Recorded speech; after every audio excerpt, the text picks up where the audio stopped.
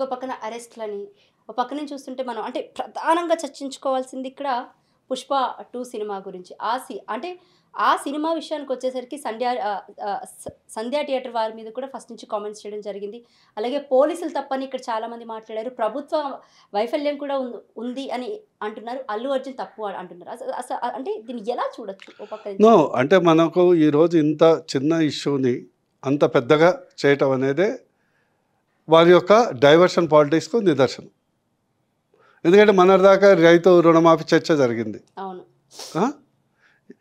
లేకుంటే 6 గ్యారంటీల చర్చ జరిగింది. ఇప్పుడు ఇదే విషయాన్ని అసెంబ్లీలో కూడా ప్రస్తావించారంటే అంటే ఇక అసలు విషయాలు చర్చించకుండా ఉండటానికి డైవర్షన్ పాలిటిక్స్ చేయడానికి మొన్నటి వరకు హైడ్రా నడిచింది, మూసి రిజువనేషన్ నడిచింది.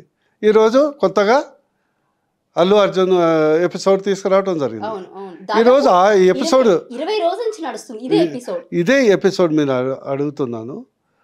ఒక ఘటన జరిగింది. నెంబర్ 2, ఇది యాదృచ్ఛికంగా జరిగింది. ఎవరు కావాల్సుకొని ఎవరిని మర్డర్ చేసినది కాదు. 3, చట్టపరంగా మీరు కేసు బుక్ చేశారు, దానికి సంబంధించింది నడుస్తుంది. చట్టం తన పని తను చేసుకుంటూ పోతుంది. 4, that is end of the story. కుటుంబానికి బాబుకు మంచి వైద్యం అందించాలి, కుటుంబానికి ఆదుకుంటే ప్రభుత్వం బాధ్యత. లేదా సంబంధిత ఫిలిం కానీ, నిర్మాత కానీ, లేకుంటే యాక్టర్ కానీ వారి నుంచి కూడా కొంత సహకారం అందచ్చు. ఈ 5 అంశాలు ఇది పక్కన పెట్టి ఒక రాష్ట్రం మొత్తం ఒక రాజహింసలాగా, గవర్నమెంట్ టెర్రరిజం లాగా ఈరోజు అసలు కోర్టులో కేసు ఉన్నప్పుడు దాని మీద చర్చ పెట్టకూడదు, కంటెంట్ ఆఫ్ ద కోర్ట్ అవుతుంది. అంటే సాక్షాత్ ఒక ముఖ్యమంత్రి అవాండాలు వేసినప్పుడు ఇక్కడ చట్టబద్ధత ఎక్కడ ఉంటుందండి? పోలీసు ఆయన కిందనే ఉంటుంది.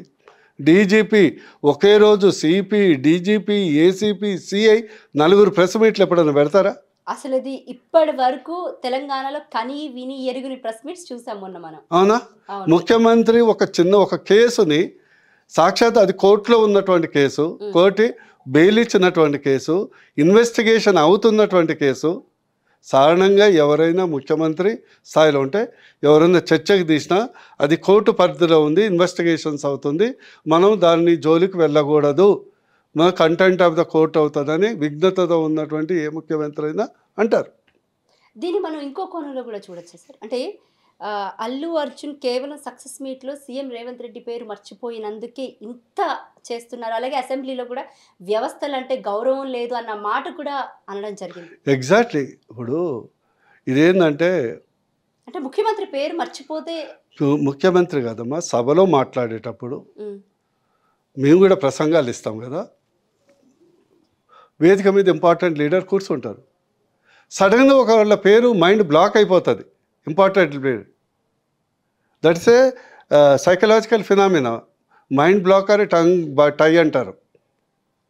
సడన్గా మనకు పేరు తెలుసు, ఆ వ్యక్తి తెలుసు, మనకు పరిచయం ఉంటుంది, కానీ పేరు మనకు ఇమీడియట్గా నాలుక మీద రాదు. That is a syndrome. That's a stage మీద జరిగేటువంటి ప్రక్రియ.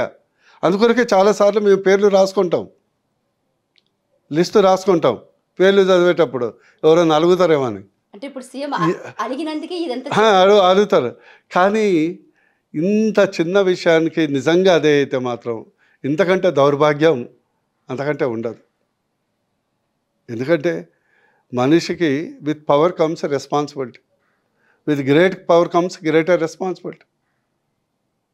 అంటే ఇంతకంటే చిల్లర వ్యవహార శైలి మాత్రం నేను ప్రపంచంలో ఏ నాయకుడు కూడా పేరు మర్చిపోతూనే దాని మీద ఇంత సీరియస్ కావటం అనేది ఇంతకంటే హట్ట గిట్ట బట్ట ఇంతకంటే చండాలమైనటువంటి మనస్తత్వం ఏ నాయకులకు ఉండదు. అది అయ్యి ఉంటే